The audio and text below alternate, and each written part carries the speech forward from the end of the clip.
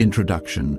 Seeing people as they are. Most people don't lie because they are evil. They lie because the truth threatens something inside them. Most people don't manipulate because they enjoy harm. They manipulate because they are afraid of losing control. Most people don't betray because they plan to hurt you. They betray because self-preservation feels safer than loyalty when fear enters the room. Human nature is not dark because people are cruel. It is dark because people are complicated, contradictory, driven by instincts older than morality and deeper than logic. From childhood, we are taught comforting stories, that honesty is natural, that loyalty is instinctive, that love overrides self-interest, that good intentions protect us from harm. But experience slowly teaches us something else. People hide parts of themselves. They say one thing and mean another. They promise what they cannot keep. They protect themselves, even when it costs someone else deeply. This audiobook is not about turning you cynical. It is about turning you aware. Awareness does not destroy empathy. It refines it. Awareness does not harden the heart. It strengthens discernment. To understand human nature is not to excuse harmful behavior. It is to stop being surprised by it. Because the greatest danger is not that people have shadows. The danger is assuming they don't. This audiobook will guide you through the hidden architecture of human behavior. Why people lie when honesty would be easier. Why manipulation feels natural to some minds. Why betrayal often arrives disguised as necessity. Why good people sometimes make devastating choices. You will learn to see patterns without paranoia, motives without accusation, truth without bitterness. Not so you can control others, but so others cannot quietly control you. Understanding human nature is not about dominance. It is about clarity, and clarity is freedom. Chapter 1. The illusion of good intentions. Most people believe they are good, even when their actions cause harm, even when their words deceive, even when their choices betray trust. This belief is not arrogance, it is survival. The human mind is wired to preserve a positive self-image at all costs, not because it seeks truth, but because it seeks emotional stability. To admit harmful intent threatens identity. To face moral contradiction creates psychological pain. So the mind does something remarkable. It rewrites the story. People rarely see themselves as liars. They see themselves as protectors of peace. They rarely see themselves as manipulators. They see themselves as being careful, strategic, or doing what's necessary. They rarely see themselves as betrayers. They see themselves as trapped, misunderstood, or left with no other choice. This is the illusion of good intentions, a story the mind tells to remain intact. Let me take you into a familiar moment. Someone says something that hurts you. Later, when confronted, they respond calmly, "That wasn't my intention," and they may be telling the truth. Because intention and impact are not the same. The human mind measures morality by intent, not outcome. If the harm was not intended, the mind dismisses responsibility. If the pain was not deliberate, the conscience remains quiet. This is why people can cause deep wounds while feeling innocent. The illusion of good intentions allows people to act in self-interest, while believing they are still moral. It allows them to lie while seeing themselves as kind, to manipulate while believing they are helping, to betray while telling themselves they had no choice. This illusion does not belong only to villains. It belongs to ordinary people, friends, partners, colleagues, family, and even to us.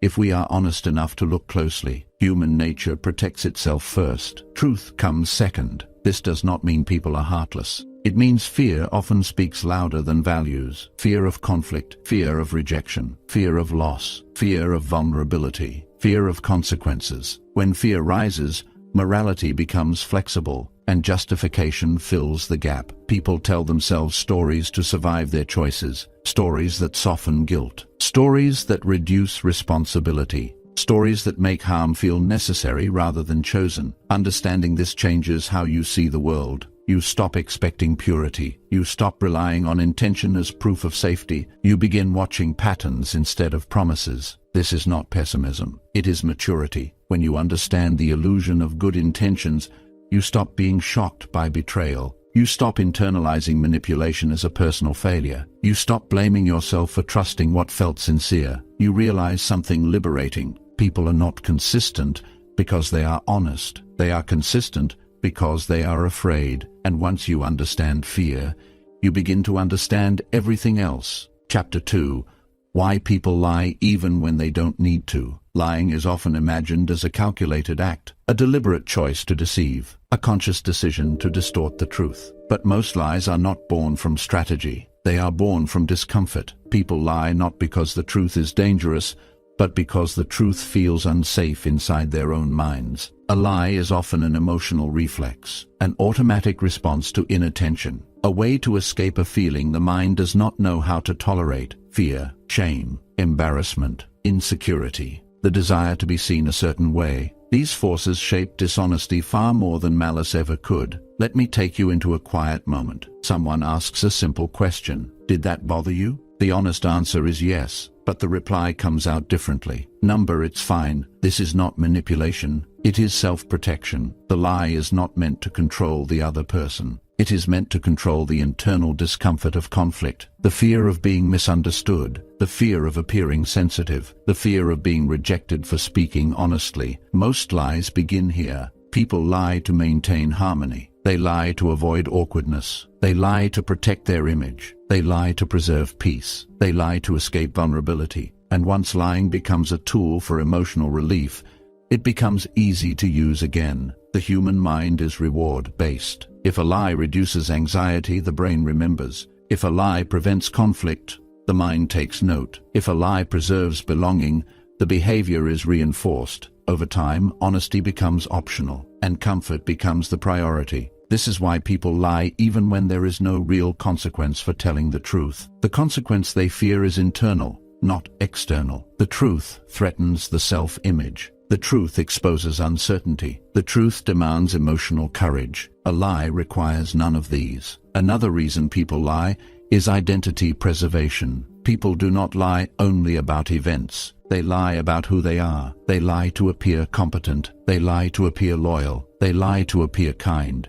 They lie to appear confident. They lie to appear in control. When reality conflicts with identity, the mind often sacrifices reality. A person who sees themselves as honest will lie to protect the belief that they are honest. A person who sees themselves as loyal will justify betrayal to preserve their self-concept. A person who sees themselves as good will rewrite their actions until they fit the story. This is not hypocrisy. It is psychological self-defense. The mind cannot easily hold the tension between who we believe we are and who our actions suggest we might be. So it resolves the conflict quietly, through rationalization, through omission, through selective truth. The most dangerous lies are not the dramatic ones. They are the subtle distortions that go unchallenged. Half-truths, convenient forgetting, reframing events to remove responsibility, downplaying harm, shifting blame. These lies feel harmless, but over time they reshape reality. Let me take you into another moment. Someone is caught in a contradiction. They pause. They hesitate. Then they explain, "It wasn't exactly like that." This phrase often signals the mind searching for an escape, not from the truth itself, but from the emotional consequences of admitting it. Once the mind learns that reality can be adjusted through language, it becomes flexible, too flexible. And here is where lying crosses into manipulation. When someone realizes that truth can be bent to influence how others see them, lying stops being defensive. It becomes strategic. They lie to avoid consequences. They lie to shape perception. They lie to maintain power. They lie to control outcomes. But the habit begins in the same place: discomfort avoidance. Understanding this changes how you interpret dishonesty. You stop asking, "Why would they lie about something so small?" And you start asking, "What feeling were they trying to avoid?" Fear reveals motive more clearly than logic ever will. This understanding also sharpens your discernment, because people who lie easily are not necessarily malicious, but they are unpredictable. Someone who prioritizes emotional comfort over truth will choose self-preservation when pressure appears. And pressure always appears eventually. Recognizing this allows you to see patterns without judgment. You begin to notice who tells uncomfortable truths and who avoids them, who takes responsibility and who reshapes narratives, who corrects themselves and who deflects. Honesty is not about never lying. It is about how someone responds when the truth costs them something, when honesty threatens image, when honesty risks discomfort, when honesty demands accountability. That is where human nature reveals itself. People lie because lying feels safer than being seen. But safety built on distortion always collapses eventually, and when it does, clarity belongs to those who learn to watch behavior instead of listening only to words. Chapter 3. The Psychology of Self-Interest. Every human action carries a motive, even the kind ones, even the generous ones, even the sacrifices that look selfless on the surface. This is not a cynical observation. It is an honest one. Self-interest does not mean selfishness. It means preservation, survival, identity protection, emotional safety. From the earliest stages of life, the mind learns a simple rule: protect what keeps you safe, protect what gives you belonging, protect what maintains your sense of worth. This rule does not disappear with maturity. It becomes more subtle, more refined, more socially acceptable. People do not stop acting in self-interest. They simply learn better ways to disguise it. Let me take you into a familiar moment. Someone helps you. They offer support. They show up when you are struggling. It feels genuine, and often it is. But beneath the kindness, there may also be something else: the need to feel needed, the desire to be seen as good, the comfort of moral superiority, the security of emotional leverage. None of these cancel the kindness. They coexist with it. Human nature is layered, rarely pure, rarely singular. Self-interest does not always whisper, "What can I gain from this?" More often, it asks quieter questions. How does this make me feel about myself? Does this protect my image? Does this keep me safe? Does this reduce my fear? These questions operate beneath awareness, silently guiding behavior. This is why people can help you today and abandon you tomorrow without feeling dishonest. The context changes, the cost changes, and self-interest recalculates. When helping becomes expensive, when loyalty demands sacrifice, when honesty risks loss, self-interest steps forward, and morality becomes flexible. This is where many people feel betrayed. They believed kindness was proof of character. They believed consistency was guaranteed. They believed past support ensured future loyalty. But human nature does not work on contracts. It works on conditions. People remain loyal while loyalty aligns with self-preservation. When the balance shifts, so does behavior. Let me take you into another quiet moment. Someone promises to stand by you. They mean it in that moment, but later, pressure arrives. Social consequences, fear of judgment, personal risk, loss of comfort. The promise is re-evaluated, not consciously. Instinctively, the mind asks, "Is this still safe for me?" If the answer becomes no, distance appears, silence grows, justifications form. This is not always cruelty, it is instinct. Understanding this does not make relationships meaningless. It makes them honest. You stop assuming that words are permanent. You start observing what remains consistent under pressure. Self-interest reveals itself in moments of discomfort, when choices are no longer easy, when consequences are unavoidable, when someone must choose between values and safety. That is where truth lives. This is also why manipulation works. Manipulation aligns with self-interest. It offers reward without accountability, control without exposure, advantage without risk. For some minds, manipulation feels logical, efficient, even justified. Why be honest if honesty costs you something and deception protects you? This is the internal argument self-interest makes. Quiet, convincing. But here is the deeper truth. Self-interest is not the enemy. Unconscious self-interest is. When people are unaware of their motives, they become slaves to them. They rationalize harm. They excuse betrayal. They justify deception. Awareness changes this dynamic. A person who understands their self-interest can choose when to act against it. They can decide when values matter more than comfort. They can recognize temptation without surrendering to it. But most people never reach this level of awareness, and so self-interest continues to guide behavior quietly, shaping relationships, influencing decisions, determining loyalty. Once you understand this, you stop asking why people change. You understand that circumstances change and self-interest adapts. This knowledge does not make you cold, it makes you clear. You stop expecting unconditional behavior from conditional creatures, and clarity is not bitterness, it is protection. Chapter 4.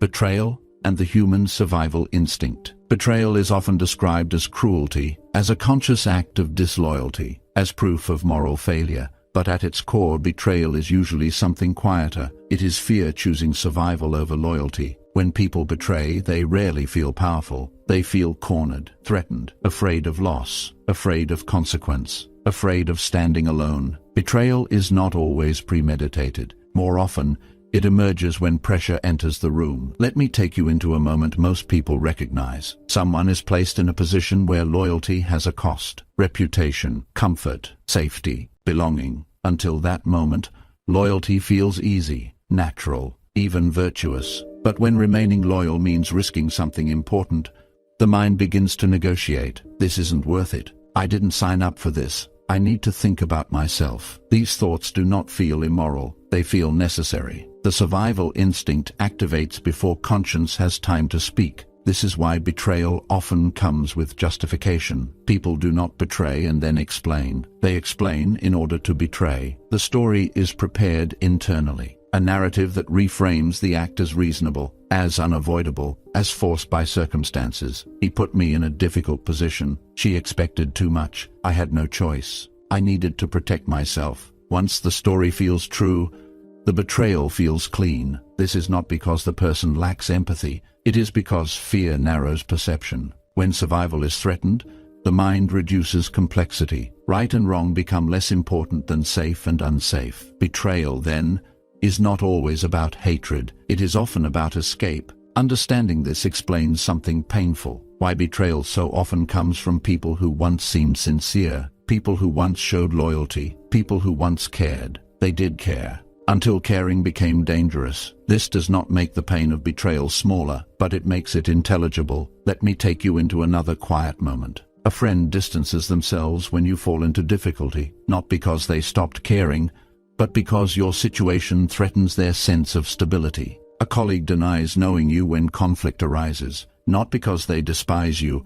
but because association carries risk. A partner withdraws when commitment demands sacrifice, not because love disappeared, but because fear outweighed attachment. These moments feel personal, and they are, but they are not always intentional harm. They are expressions of the human survival instinct, the instinct that says, protect yourself first. This instinct is ancient, older than morality, older than social rules, older than promises. It kept humans alive long before ethics existed. But in modern relationships, this instinct creates devastation, because survival is rarely truly at stake. Yet the mind reacts as if it is. Social rejection feels like death to the nervous system. Loss of status feels catastrophic. Shame feels unbearable. So the mind chooses safety, even when safety is an illusion. This is why betrayal is often followed by silence. The betrayer avoids contact, not because they feel nothing, but because contact threatens the story they told themselves. Silence protects the justification. Confrontation invites guilt,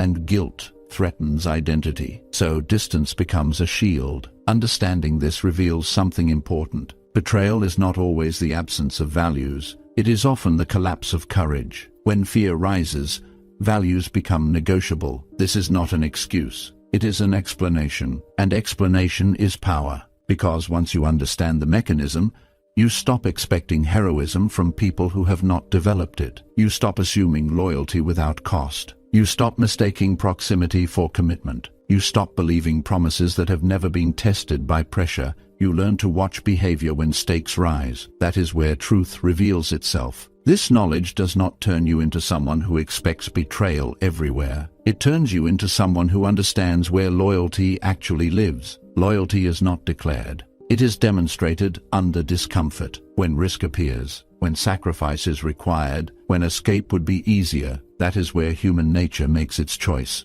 And once you understand this, betrayal stops feeling mysterious. It stops feeling like chaos. It becomes something you can see coming, and seeing clearly is the first step toward protecting your heart without closing it. Chapter 5. How fear shapes moral choices. Fear is the quiet architect behind most human decisions. It works silently, persistently, often without announcing itself. People believe they act from logic, from values, from principles. But when fear enters the body, logic steps aside. principles soften, and morality bends. Fear does not ask whether something is right. It asks whether something is safe. This is why good people sometimes make choices they later struggle to explain. Not because they lost their values, but because fear temporarily took control of the steering wheel. Let me take you into a familiar internal moment. A decision approaches. You feel tension in your chest. Your thoughts speed up. Your breathing shifts. You sense risk. At that moment, the mind is no longer evaluating ethics. It is evaluating threat. Fear narrows perception. It reduces complexity. It filters reality into two categories: danger, relief. Whatever promises relief becomes tempting. This is why fear reshapes moral choices so easily,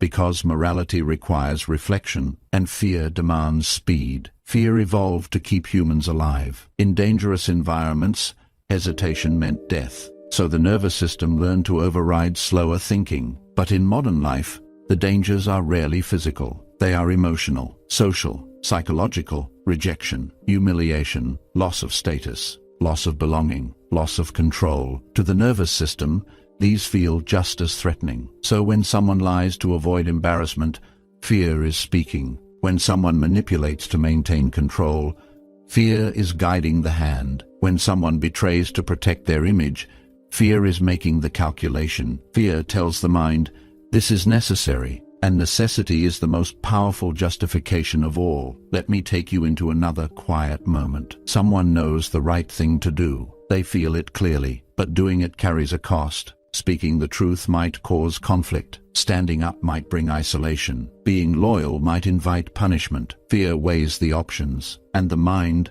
listens. The wrong choice begins to feel reasonable. The right choice begins to feel dangerous. This is how fear disguises itself as logic. I am just being practical. I am just protecting myself. I can't afford the consequences. These thoughts feel rational, but beneath them is fear deciding what the body can tolerate. Fear does not eliminate morality. It negotiates with it. It asks, how much integrity can we afford right now? This is why morality is situational for many people, not because they are dishonest, but because fear has not been mastered. A person who has not learned to regulate fear will sacrifice values to restore emotional safety. A person who has learned to sit with fear can act with integrity even when it costs them. This is the difference between character and convenience. Fear also explains why people judge others harshly while excusing themselves gently. When judging others, fear is absent. When judging ourselves, fear is present. So people condemn betrayal until they feel threatened themselves. They condemn dishonesty until honesty risks something they value.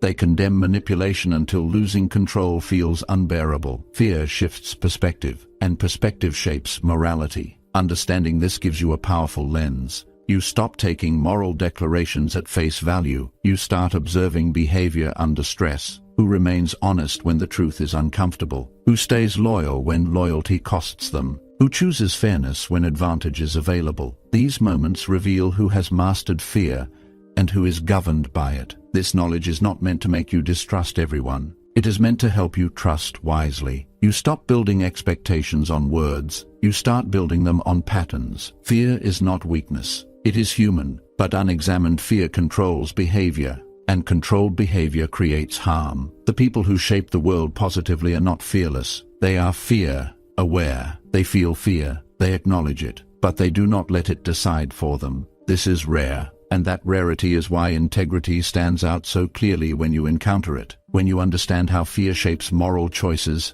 you stop being confused by inconsistency. You stop internalizing other people's failures as your fault. You stop expecting bravery from people who have never developed it. You begin to see human nature as it is, not cruel, not noble, but deeply influenced by fear. And once you see fear clearly, you gain something invaluable: the ability to protect yourself without losing compassion. Chapter 6. Power, Status, and Hidden Motives. Power rarely announces itself. It does not always speak loudly. It does not always command. Often, it observes. It positions itself. It waits. Power is not only about authority, it is about influence. The ability to shape outcomes without being questioned. The ability to move others without being seen as the source. Status is power's visible shadow. It tells the world who is valued, who is listened to, who is protected. Human behavior changes dramatically in the presence of power and status, not because people are weak, but because survival instincts recognize hierarchy instantly. Let me take you into a subtle moment.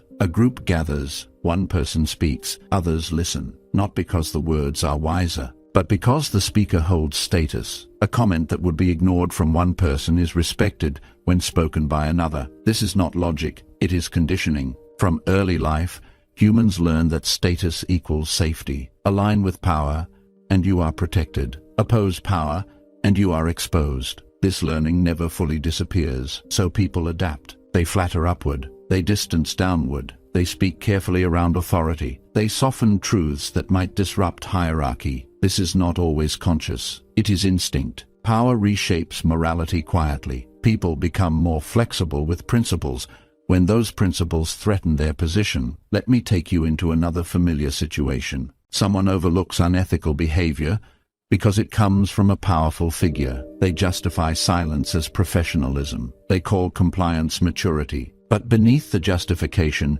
is fear of losing status, fear of exclusion, fear of punishment, fear of becoming vulnerable. Power does not need to demand loyalty. It creates conditions where loyalty feels necessary. This is why manipulation often aligns with power structures. Those who hold power can distort reality without resistance. Those who seek power learn how to shape perception. Hidden motives emerge here. People rarely pursue power openly. They pursue respect, influence, security, control over uncertainty. Power promises all of these, so motives hide behind noble language. This is for the greater good. This is how things are done. I am just being realistic. These phrases often signal power protecting itself. Status also changes how people treat truth. High-status individuals are allowed inconsistency. Low-status individuals are punished for it. A leader who lies is strategic. A subordinate who lies is dishonest. This double standard is not accidental. It is how hierarchy maintains itself. Understanding this explains why truth feels dangerous around power.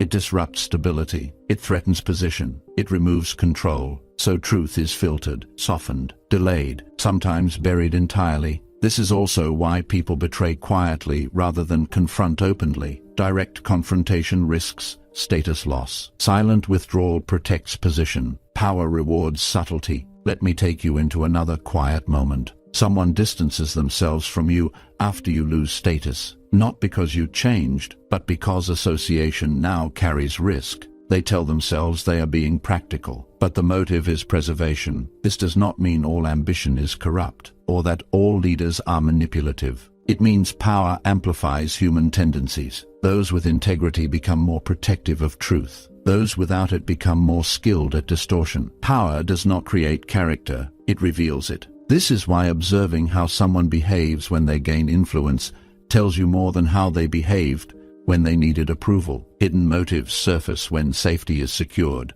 Understanding power and status allows you to read environments clearly. You stop personalizing silence. You stop mistaking compliance for agreement. You stop expecting fairness from systems designed for stability. This does not make you resentful. It makes you strategic. You learn where honesty is safe, where it is costly, and where it is wasted. You begin to understand that not all spaces reward truth, some reward alignment. And once you see this, you stop confusing hierarchy with morality. Power explains much of human behavior, but it does not excuse it. Awareness gives you choice. You can navigate power without worshipping it. You can respect hierarchy without surrendering your clarity. You can protect yourself without becoming cynical. Because understanding power is not about chasing it. It is about not being blind to it. Chapter 7.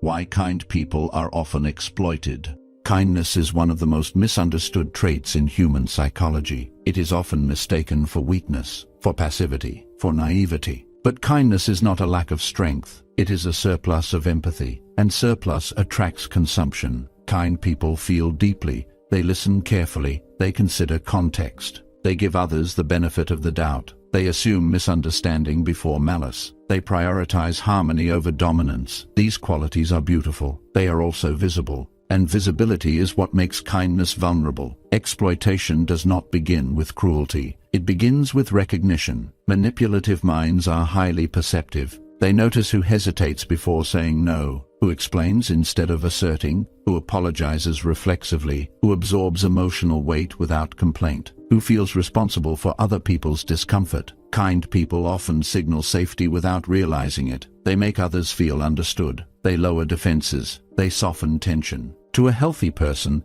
this feels relieving. To an unhealthy one, it feels useful. Let me take you into a familiar moment. A kind person sets a boundary softly. They explain their reasons. They reassure. They try to minimize discomfort. The other person listens, not to understand, but to locate flexibility. They notice hesitation. They sense guilt. They recognize that pressure might work, so they apply it gently at first. A sigh, a disappointed tone, a subtle withdrawal of warmth. The kind person feels it immediately. They adjust. They soften the boundary. They compromise further than they intended, not because they were convinced, but because they care. This is how exploitation begins, not through force, but through emotional leverage. Kind people are often exploited because they are conflict-averse, not powerless. They feel tension intensely. They experience emotional discord as physical discomfort. They would rather absorb pain than create it. Manipulators sense this quickly. They learn that kindness can be redirected, that empathy can be turned inward, that compassion can be made conditional. Kind people also tend to see potential rather than patterns. They believe people can change. They focus on intention rather than impact. They forgive inconsistencies. They explain away red flags.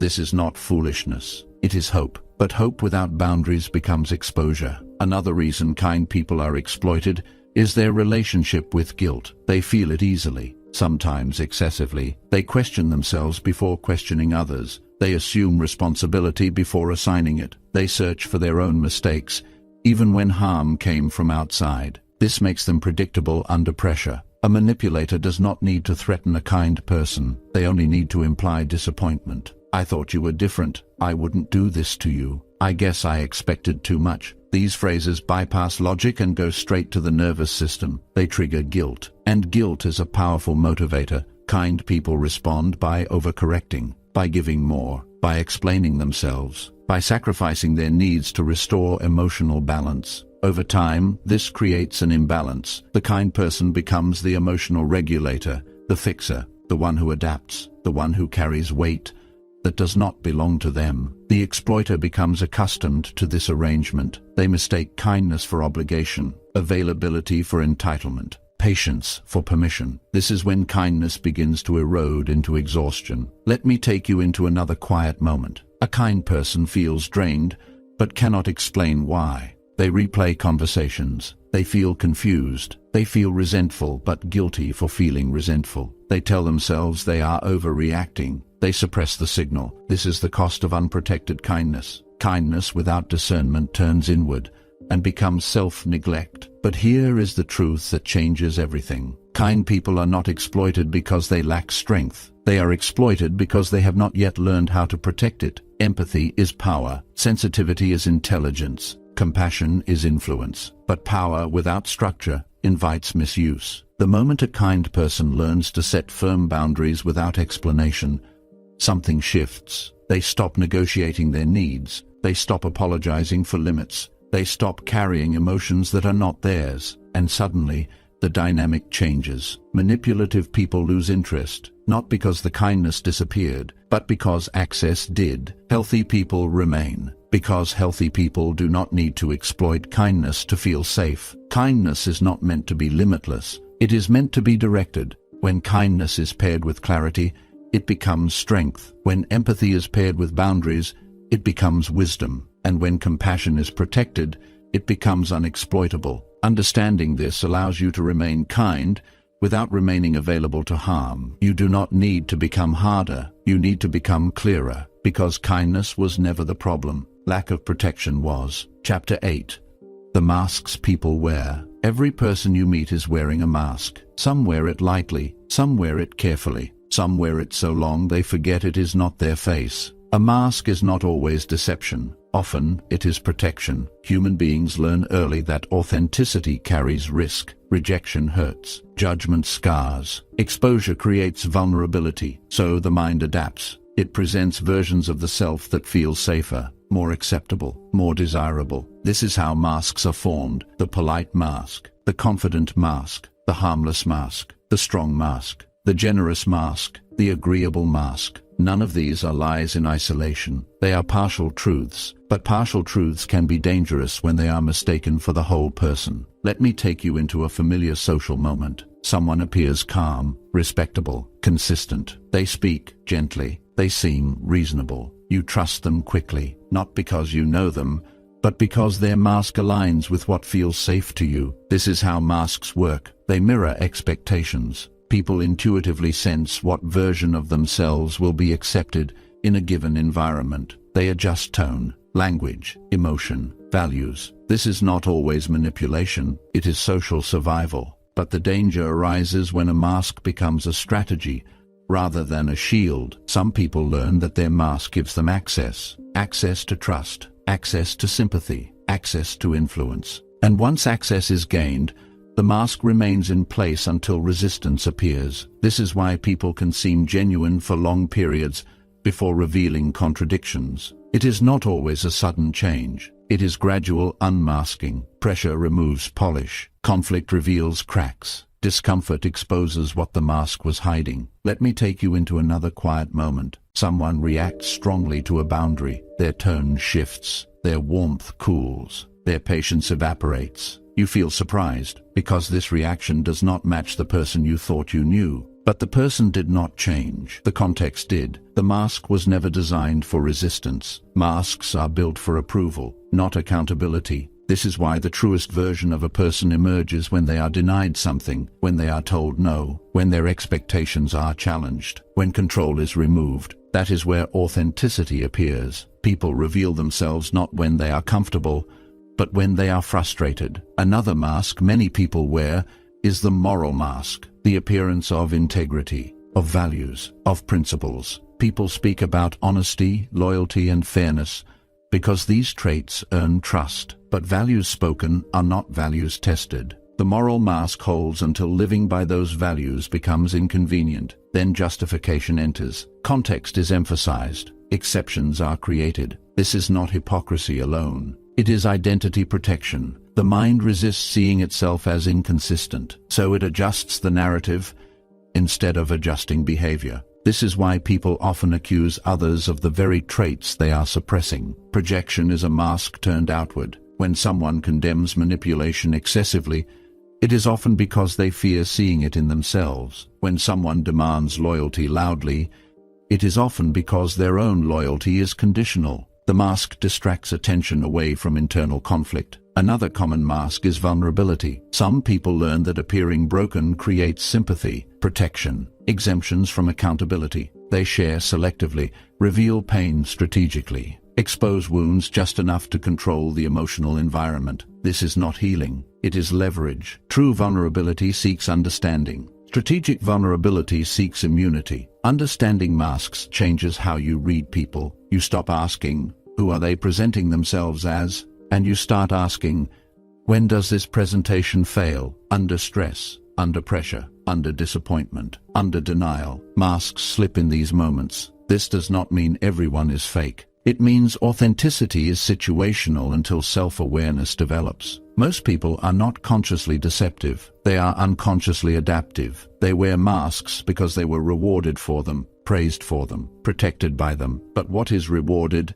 is repeated. This is why consistency matters more than charm, why patterns matter more than promises, why behavior under pressure matters more than language under comfort. When you understand masks, you stop idealizing first impressions. You stop rushing trust. You stop building emotional safety on untested behavior. You learn to let time reveal what presentation hides. This awareness does not make you suspicious. It makes you patient. You give people space to show who they are without forcing a narrative. You remain open without being naive. You stay compassionate without surrendering discernment. Because the goal is not to unmask everyone. The goal is to avoid mistaking masks for truth. And when you no longer confuse presentation with reality, you gain something powerful. The ability to see people clearly without needing them to be better than they are. That clarity is not cold, it is freeing. Chapter 9.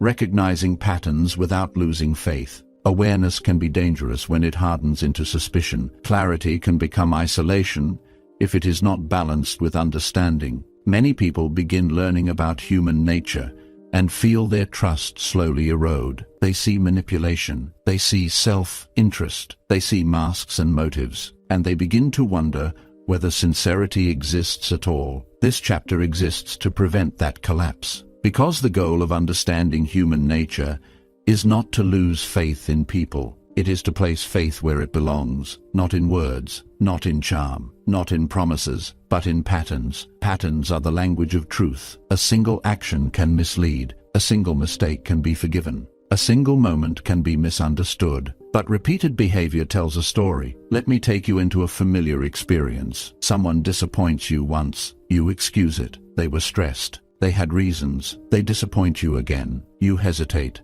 You look for explanations. They disappoint you a third time. Something shifts inside you, not anger, not bitterness, clarity. Your mind is no longer asking why, it is recognizing what. Patterns remove emotion from interpretation. They allow you to see reality without attack or defense. Recognizing patterns does not mean assuming intent. It means observing consistency. What repeats under pressure? What appears when things become inconvenient? What happens when expectations are not met? These moments reveal values more clearly than declarations ever could. But here is where many people struggle. They confuse pattern recognition with judgment. They think seeing clearly means becoming cold. They believe awareness requires emotional distance. It does not. Pattern recognition is not about withdrawing from people. It is about adjusting expectations to match reality. You can care without over-investing. You can remain open without becoming exposed. You can love without surrendering discernment. Faith does not disappear when you see patterns. It matures. Let me take you into another moment. You notice someone consistently avoids accountability. They explain, they deflect, they justify. This does not make them evil, but it does tell you something important. They are unlikely to take responsibility when it matters most. This knowledge is not a sentence, it is information, and information allows you to choose wisely. Pattern recognition also protects your empathy. When you stop excusing repeated harm, you stop draining yourself, trying to save people who are not trying to change. You redirect compassion toward those who reciprocate it. This is not cruelty. It is conservation. Another reason people resist recognizing patterns is fear of being wrong. They worry about misjudging someone, about being unfair, about closing off too soon. But recognizing patterns does not require final judgment. It requires provisional awareness. You are not saying, "This person will never change." You are saying, "This is who they are showing me right now," and that is enough to inform your choices. Patterns are also internal. This chapter is not only about reading others, it is about reading yourself. Who do you repeatedly trust despite warning signs? Who do you excuse despite exhaustion? Where do you overgive? Where do you silence yourself? Your patterns reveal unhealed places, not flaws, but vulnerabilities seeking resolution. Recognizing patterns within yourself allows you to interrupt cycles before they repeat. Awareness becomes liberation when it is applied inward with compassion and outward with clarity. Let me take you into one final quiet moment. You realize that seeing human nature clearly does not make you bitter. It makes you peaceful. You stop fighting reality. You stop expecting people to be what they are not. You stop chasing potential at the cost of your well-being. You begin meeting people where they are without dragging them where you wish they would be. Faith returns in a different form, not blind, not fragile, but grounded. You have faith in your perception, faith in your ability to choose wisely, faith in your capacity to love without losing yourself. This is the balance. Seeing clearly without hardening, understanding patterns without surrendering hope. And when you reach this balance, you gain something rare. Peace with people as they are, and strength within yourself to walk away when needed without resentment. That is wisdom. Chapter 10.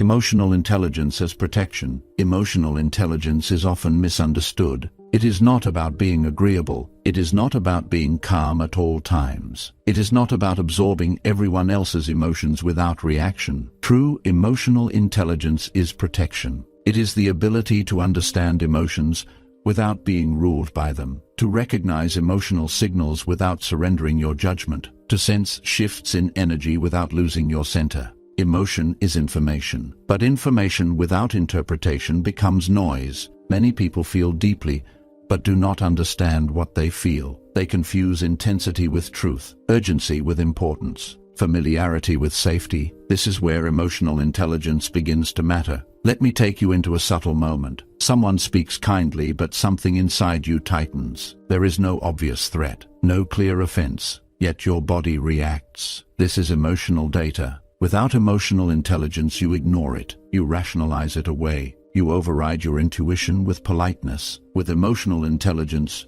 you pause, you observe, you do not accuse, but you do not dismiss the signal either. You let it inform your awareness. Emotional intelligence allows you to listen to your emotions without letting them drive the vehicle. Fear does not disappear, anger still arises, sadness still surfaces, but instead of reacting, you translate. You ask, what is this feeling pointing to? What boundary is being tested? What expectation is being violated? What pattern is repeating? This inner dialogue creates distance between stimulus and response, and in that distance, choice is born. This is why emotionally intelligent people are harder to manipulate. Manipulation relies on emotional hijacking, urgency, guilt, fear, confusion. When someone cannot slow you down internally, they cannot speed you up externally. Let me take you into another moment. Someone provokes you subtly, a comment, a tone, a dismissal disguised as humor. Without emotional intelligence, you react, you defend, you explain, you escalate. With emotional intelligence, you notice the provocation without feeding it. You recognize that the emotion rising in you is not proof you are wrong. It is proof that something is being touched, and instead of reacting outwardly, you adjust inwardly. You create space. You maintain composure. You preserve leverage. This is not emotional suppression. It is emotional mastery. Emotionally intelligent people do not avoid conflict. They choose when conflict is worth the cost. They understand that not every battle deserves their energy. Not every misunderstanding requires correction. Not every provocation needs response. This discernment is protection. Another layer of emotional intelligence is recognizing emotional responsibility. Many people carry emotions that are not theirs. They absorb tension. They regulate other people's moods. They feel responsible for harmony. This creates exhaustion. Emotional intelligence redraws the boundary. You begin to understand where your emotions end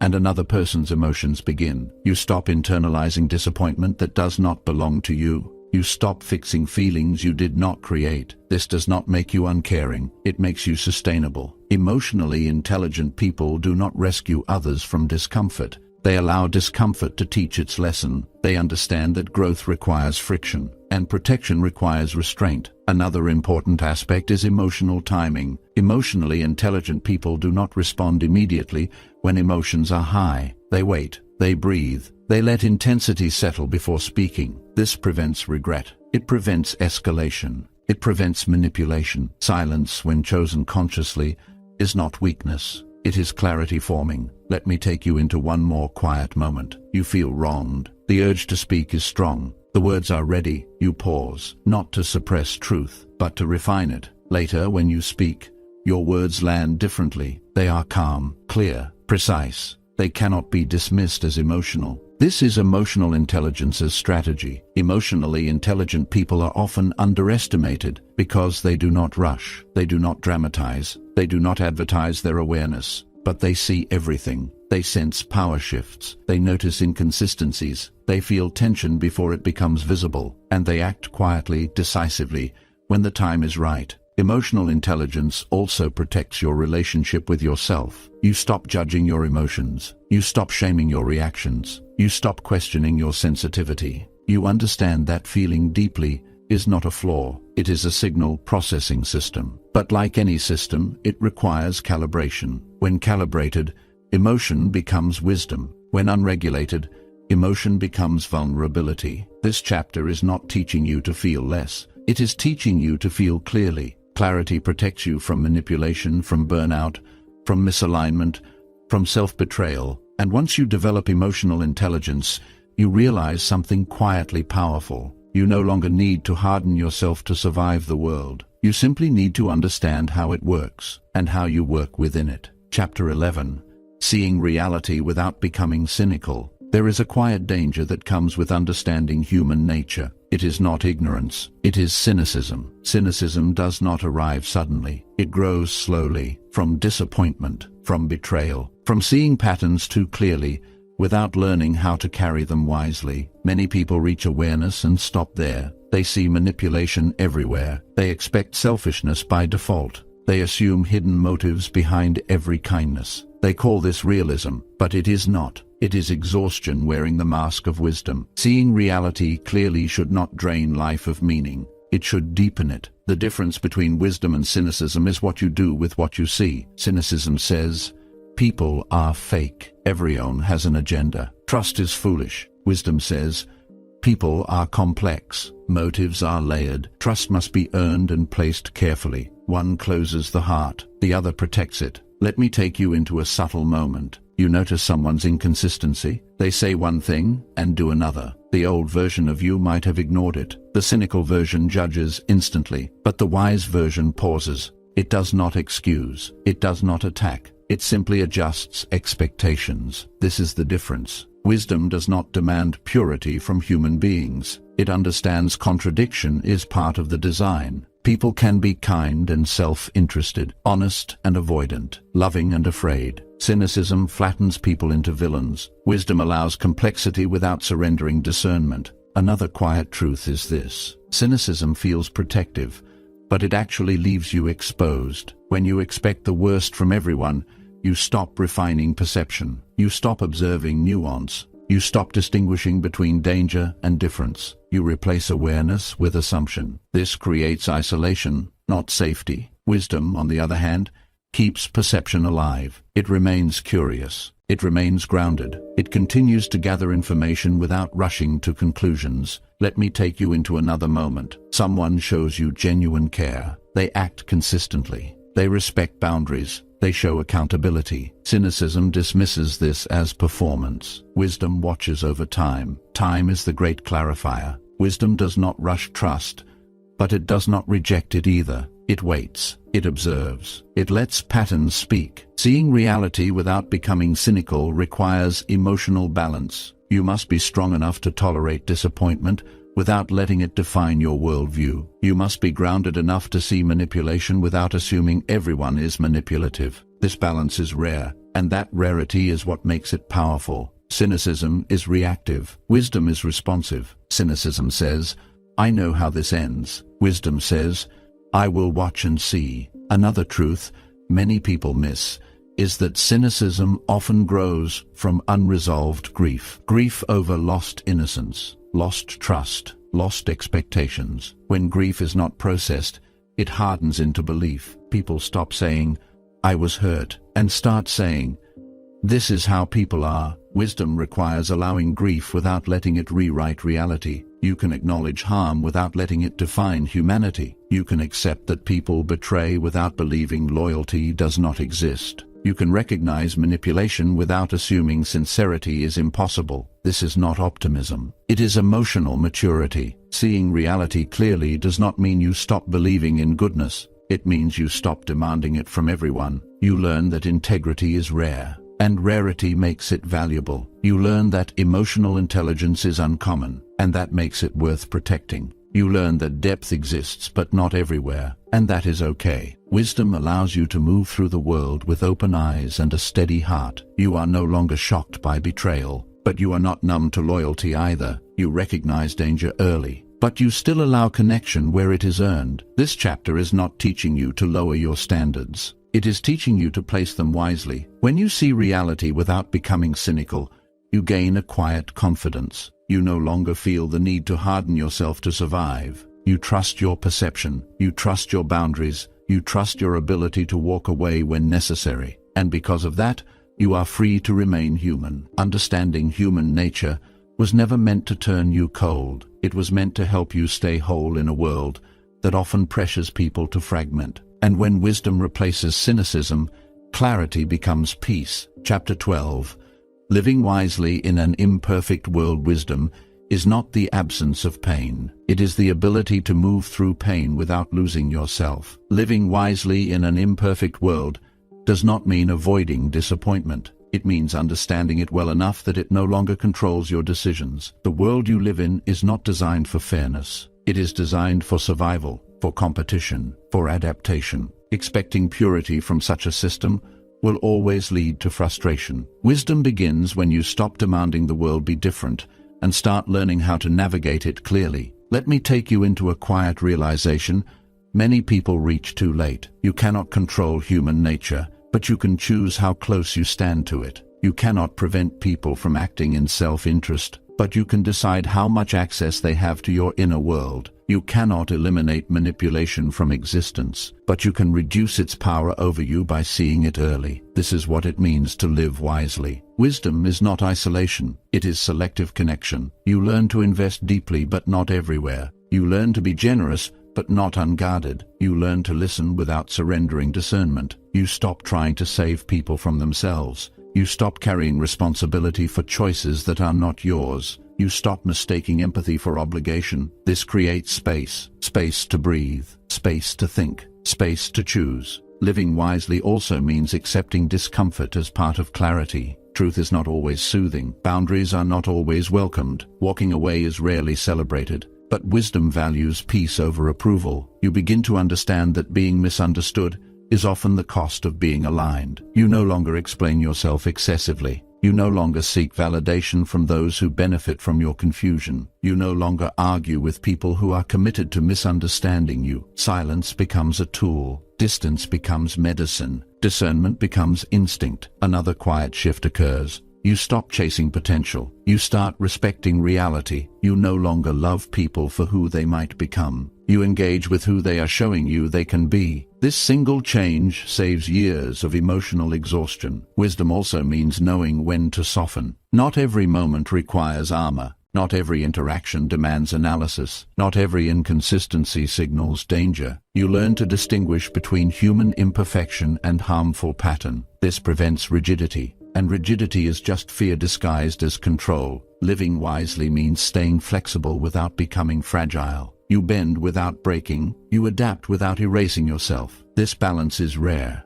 and that rarity gives it power. Let me take you into one final moment. You look back at who you once were, more trusting, more reactive, more hopeful without structure. You do not judge that version of yourself. You thank them. They were not foolish. They were learning. Every disappointment sharpened perception. Every betrayal clarified boundaries. Every moment of confusion refined intuition. Nothing was wasted. Wisdom does not regret experience. It integrates it. You now move differently, more grounded, more selective, more calm. You still care, but you no longer bleed everywhere. You still love, but you no longer abandon yourself to do it. You still hope, but your hope is informed. This is the quiet power of wisdom. Living wisely in an imperfect world means accepting contradiction without surrendering standards. It means allowing people to be human without allowing them to harm you. It means understanding darkness without becoming it. And most importantly, it means staying connected to your own truth,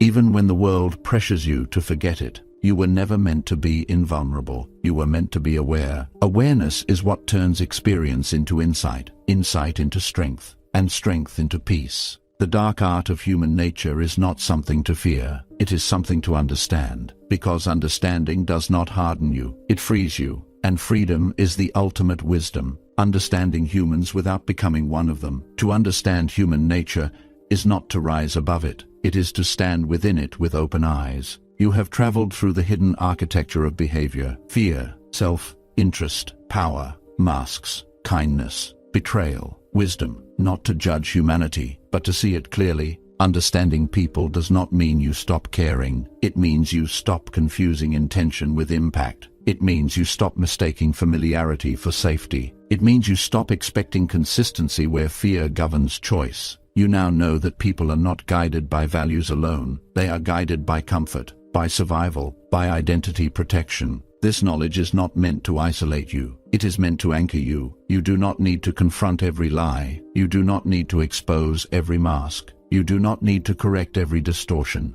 Wisdom chooses its battles carefully. The true power of understanding human nature is not in predicting others. It is in mastering your own responses. You no longer rush trust. You no longer chase validation. You no longer explain yourself to those who benefit from your confusion. You let behavior speak. You let patterns unfold. You let time reveal what words conceal. This is not withdrawal. It is discernment. Understanding human nature does not make you superior. It makes you responsible. Responsible for where you place your energy, for who you allow into your inner world, for when you stay and when you leave. You can now move through the world without naivety and without bitterness. You can remain kind without being unprotected. You can remain open without being exposed. You can remain human without being manipulated. The dark art of human nature was never about control. It was about clarity. Clarity frees you from confusion, from self-blame, from repeating the same lessons with different faces.